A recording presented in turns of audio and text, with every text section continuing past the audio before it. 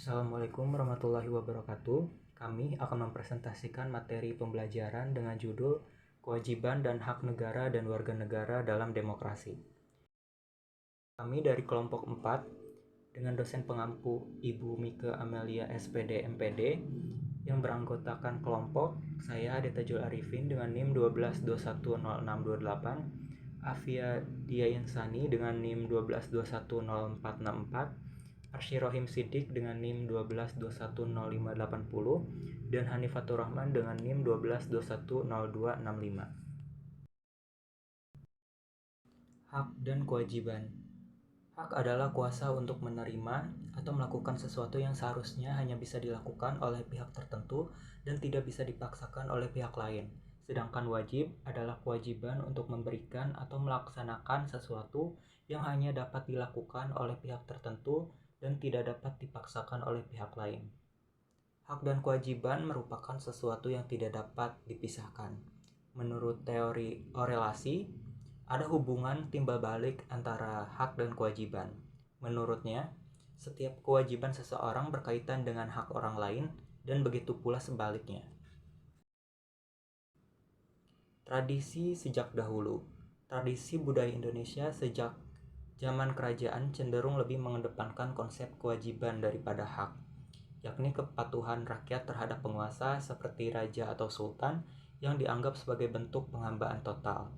Selama masa penjajahan, fokus pada kewajiban juga mendominasi kehidupan politik, ekonomi, dan sosial budaya.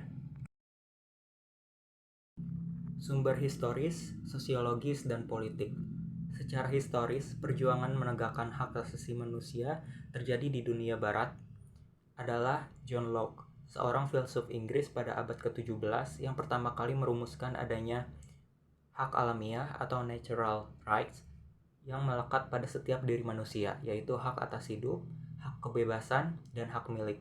Perkembangan selanjutnya ditandai adanya 3 peristiwa penting yang ada di dunia barat, yakni Magna Carta, Revolusi Amerika, dan Revolusi Prancis. Yang pertama ada Magna Carta, yaitu piagam perjanjian antara Raja John dari Inggris dengan para bangsawan. Isinya adalah pemberian jaminan beberapa hak oleh raja kepada para bangsawan beserta keturunannya, seperti hak untuk tidak dipenjarakan tanpa adanya pemeriksaan pengadilan. Jaminan itu diberikan sebagai belasan atau bantuan biaya pemerintahan yang telah diberikan oleh para bangsawan. Sejak saat itu, jaminan hak tersebut berkembang dan menjadi bagian dari sistem konstitusional Inggris. Yang kedua, Revolusi Amerika. Perang kemerdekaan rakyat Amerika Serikat melawan penjajahan Inggris disebut Revolusi Amerika atau Declaration of Independence. Deklarasi kemerdekaan atau Amerika Serikat menjadi negara merdeka pada tanggal 4 Juli 1776, merupakan hasil dari revolusi ini. Yang ketiga ada Revolusi Prancis. Revolusi Prancis adalah bentuk perlawanan rakyat Prancis kepada rajanya sendiri, Louis XVI, yang telah bertindak sewenang-wenang dan absolut. Pernyataan hak-hak manusia dan warga negara ini dihasilkan oleh Revolusi Prancis. Pernyataan ini memuat 3 hal: hak atas kebebasan atau liberty, kesamaan equality, dan persaudaraan fraternity. Assalamualaikum warahmatullahi wabarakatuh. Saya Arsyirohim, pembicara kedua, slide 7 dan 8. Oke. Secara sosiologis, akhir ini kita menyaksikan berbagai gejolak yang terjadi di masyarakat yang sangat memprihatinkan. Berikut adalah sumber terjadinya berbagai gejolak dalam masyarakat. 1. Setelah jatuhnya rezim Orde Baru, kita tidak mendapatkan demokrasi melainkan oligarki, di mana kekuasaan terkonsentrasi pada sekelompok kecil elit, sementara rakyat umumnya jauh dari sumber-sumber kekuasaan seperti uang, hukum, pendidikan, dan lainnya. 2. Akibat muncul kebencian sosial, budaya terselubung social cultural animosity. Gejala ini muncul dan semakin menjadi pasca runtuhnya rezim Orde Baru. Ketika rezim Orde Baru berhasil dilengsarkan, pola konflik di Indonesia ternyata bukan hanya terjadi antara pendukung fanatik Orde Baru dengan pendukung reformasi, tetapi justru meluas menjadi konflik antar suku, antar umat beragama, kelas sosial, kampung, dan sebagainya. Sifatnya pun bukan vertikal antara kelas atas dengan kelas bawah, tetapi justru lebih sering horizontal antar sesama rakyat kecil, sehingga konflik yang terjadi bukan konflik yang korektif tetapi destruktif, bukan fungsional tetapi disfungsional, sehingga kita menjadi sebuah bangsa yang menghancurkan dirinya sendiri, self destruction. Secara politik yang mendasari dinamika kewajiban dan hak negara dan warga negara Indonesia adalah proses dan hasil perubahan UUD NRI 1945 yang terjadi pada era reformasi berikut butir-butir yang menjadi tuntutan reformasi. A. Mengamandemen UUD NRI 1945. B. Penghapusan doktrin dui fungsi angkatan bersenjata Republik Indonesia ABRI, menegakkan supremasi hukum, penghormatan hak asasi manusia HAM, serta pemberantasan korupsi, kolusi, dan nepotisme KKN. Melakukan desentralisasi dan hubungan yang adil antara pusat dan daerah, otonomi daerah. C. Mewujudkan kebebasan pers. D. Mewujudkan kehidupan demokrasi. Materi selanjutnya yaitu dinamika dan tantangan harmonik kewajiban dan hak negara dan warga negara. Berikut bentuk-bentuk perubahan aturan dasar dalam UUD NRI 1945 sebelum dan sesudah amandemen tersebut. Yang pertama, aturan dasar ihwal pendidikan dan kebudayaan serta ilmu pengetahuan dan teknologi. Perubahan dalam UUD NRI 1945 mengenai hak pendidikan warga negara mengubah rumusan aslinya menjadi setiap warga negara berhak mendapatkan pendidikan. Selain itu, perubahan ini juga memasukkan ketentuan baru tentang upaya pemerintah dalam memajukan ilmu pengetahuan dan teknologi dengan memperhatikan nilai-nilai agama dan persatuan bangsa. Selanjutnya yang kedua, aturan dasar ihwal perekonomian nasional dan kesejahteraan sosial. Ketentuan mengenai perekonomian nasional dalam UUD NRI tahun 1945 mengalami perubahan. Sebelum perubahan, hal ini diatur dalam bab 117 dengan judul kesejahteraan sosial dan terdiri dari pasal 33 3 ayat dan pasal 34 tanpa ayat. Setelah perubahan, judul bab menjadi perekonomian nasional dan kesejahteraan sosial dengan pasal 33 5 ayat dan pasal 34 4 ayat. Pasal 33 ayat 4 menambahkan prinsip-prinsip perekonomian nasional. Lalu yang ketiga, aturan dasar ihwal usaha pertahanan dan keamanan negara. Awalnya, UUD NRI 1945 memiliki ketentuan tentang pertahanan negara dengan konsep pembelaan terhadap negara dalam pasal 30 ayat 1. Namun, setelah perubahan UUD NRI 1945, konsep pembelaan negara dipindahkan menjadi pasal 27 ayat 3 dengan sedikit perubahan redaksional. Pasal 30 ayat 1 yang sebelumnya mengatur hak dan kewajiban dalam usaha pertahanan dan keamanan negara menjadi penerapan dari pasal 27 ayat 3 UUD NRI 1945. Ini dilakukan karena upaya membela negara memiliki pengertian yang umum dan penerapannya adalah dengan memberikan hak dan kewajiban kepada warga negara dalam usaha pertahanan dan keamanan negara.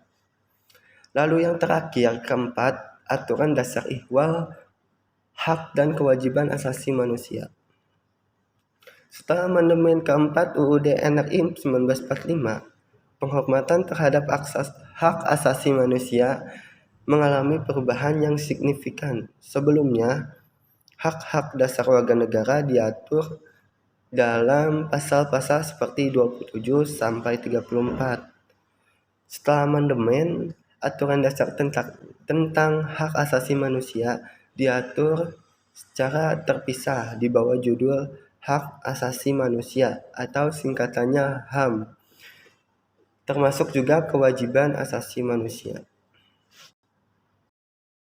Selanjutnya ada harmoni kewajiban dan hak negara dan warga negara.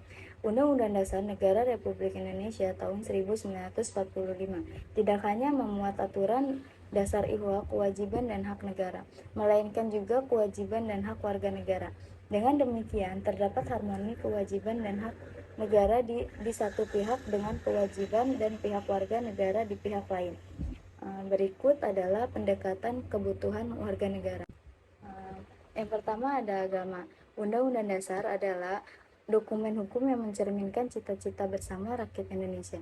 Salah satu cita-cita ini adalah kehidupan beragama yang diatur dalam Undang-Undang Dasar. Paham tentang Tuhan Yang Maha Esa menjadi dasar yang sangat penting dalam pandangan negara Indonesia. Oleh karena itu, Pasal 29 ayat 1 Undang-Undang Dasar Negara Republik Indonesia tahun 1945 mengonfirmasikan bahwa negara didasarkan pada Tuhan Yang Maha Esa. Artinya, nilai-nilai keagamaan harus tercermin dalam kerangka negara yang diatur dalam Undang-Undang Dasar Negara Republik Indonesia tahun 1945. 2. Pendidikan dan kebudayaan. Pendidikan dan kebudayaan saling berkaitan erat. Pendidikan adalah bagian dari usaha untuk membentuk budaya. Kementerian Pendidikan dan Kebudayaan berharap bahwa pada tahun 2025, pendidikan nasional akan menghasilkan insan Indonesia cerdas dan kompetentif, insan kamil atau insan paripurna. Kecerdasan yang diinginkan bukan hanya dalam hal intelektual, tetapi juga mencakup aspek spiritual, emosional, sosial, dan kinestetis. Selain itu, insan Indonesia juga diharapkan menjadi kompetitif. Yang ketiga, perekonomian nasional dan kesejahteraan rakyat. Sistem ekonomi kerakyatan adalah sistem ekonomi nasional yang berlandaskan pada kekeluargaan, kedaulatan rakyat, moral Pancasila, dan pemberdayaan ekonomi rakyat. Ini adalah sistem ekonomi yang mengandalkan kekuatan mayoritas rakyat dan melibatkan mereka dalam sektor ekonomi produksi, distribusi, dan konsumsi. Sistem ini bertujuan untuk memberikan manfaat kepada rakyat banyak orang dan dimiliki serta dikendalikan oleh rakyat banyak. Yang keempat, ada pertahanan dan keamanan. Pasal 30 ayat 2 Undang-Undang Dasar Negara Republik Indonesia tahun 1945 menyatakan bahwa pertahanan dan keamanan negara dilakukan melalui sistem pertahanan dan keamanan rakyat semesta atau Sishan Kamrata oleh Tentara Nasional Indonesia disebut dengan TNI dan Kepolisian Negara Republik Indonesia atau Polri dengan dukungan dari rakyat. TNI dan Polri adalah komponen utama dalam Sishan Kamrata. Aturan tersebut juga mengatur tugas dan fungsi TNI dan Polri untuk meningkatkan profesionalisme dalam pertahanan dan keamanan negara. Kesimpulannya, hak dan kewajiban warga negara merupakan hubungan timbal balik antara warga negara dan negara. Hal ini mencakup hak dan kewajiban warga terhadap negara dan sebaliknya. Upaya untuk menjaga keseimbangan harmoni antara hak dan kewajiban ini diatur dalam Undang-Undang Dasar Negara Republik Indonesia tahun 1945 pasal 27 sampai 34, termasuk hak asasi manusia dan kewajiban dasar manusia yang selanjutnya dijabarkan dalam undang-undang. Sekian dari kelompok kami, maaf bila terdapat kesalahan baik itu dari segi materi atau cara kami mempresentasikannya. Terima kasih. Wassalamualaikum warahmatullahi wabarakatuh.